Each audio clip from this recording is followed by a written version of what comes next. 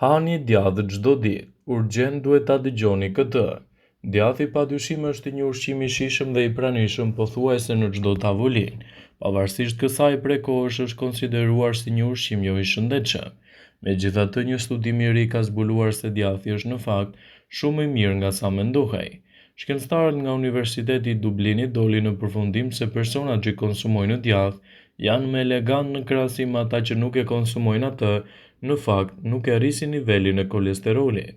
Ekspertët zbuluan se njerëzit që konsumojnë më shumë bulmet kishin përqindje më të ulët të yndyrnave në trup, belë të hollë dhe presion më të ulët të gjakut. Nga ana tjetër, ata që konsumuan pak produkte bulmeti kishin tendencën për të patur nivele më të larta të kolesterolit.